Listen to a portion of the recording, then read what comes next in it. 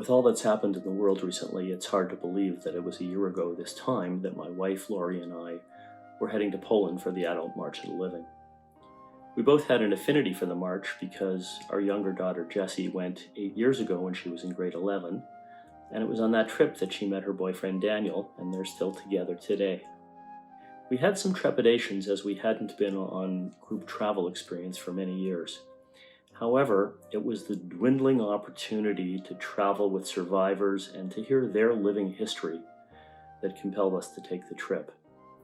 We were honored to have survivors Nate Leipzinger and Max Eisen accompany the group. For Max, it was his 19th time back to Poland, and both of these amazing men have chosen in their retirement to devote themselves to a life of Holocaust education, and who better to do it than those who have survived this living hell.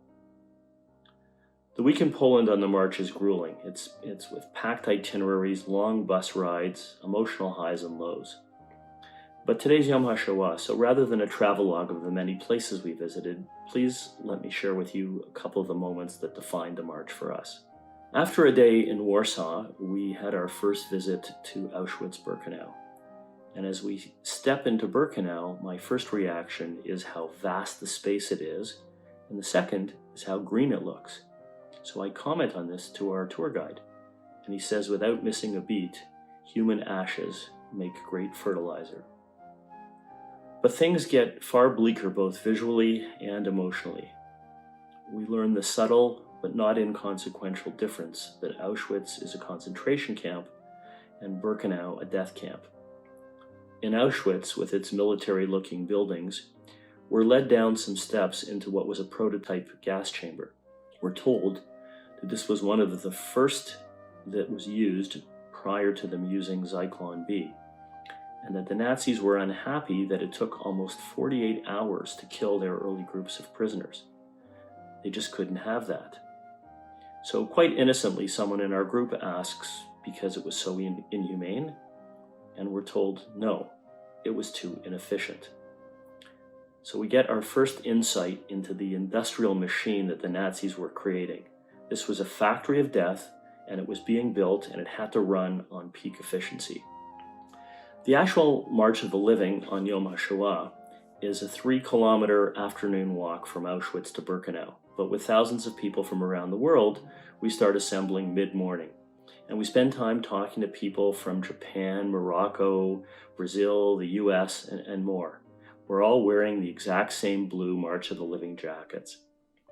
The march itself is done in silence, and before entering Birkenau, we stop to place notes in the train tracks with the names of some of the people for whom we're marching. We then go through the gates, and we see this massive stage that's set up for the ceremonies. And the stage itself is about 50 meters from the rubble of the largest crematorium at Birkenau. The speeches, the songs, all the presentations by dignitaries from Israel and from around the world, they're inspiring. But it's when thousands en masse get up to sing Hatikva that there isn't a dry eye in the house. We're overwhelmed with these mixed emotions, visceral sadness for those who perished, but also the unbelievable feeling that we're still here. We aren't personally survivors, but as Jews, our faith, our hope, and our people have managed to survive. As we eventually make our way back to the buses, our guide says to us, "Wasn't that an incredible experience in group movement to organize 10,000 participants like that?" Well, to put it in perspective, that's the same number of people who during the height of production were exterminated daily in Birkenau. Over the course of the week, the depth of the Nazi killing machine gets revisited with each subsequent stop, whether it's Treblinka or the killing forests of Tikachin. On our last day in Poland, we visit Majdanek, and it's the one camp that's the most intact and equipped. It's very chilling to learn that it could be operational in days. After the tour of Majdanek, we assemble for the closing ceremonies, and it's one of the few times that the Canadian youth, young professional, and adult contingents are all together. It's about 350 people. It's raining, it's about 5 degrees Celsius outside, and it's windy. Max Eisen addresses the group, and he tells us that to this day, it's the 74th anniversary of his liberation. He turns to the group and he asks us if we feel cold.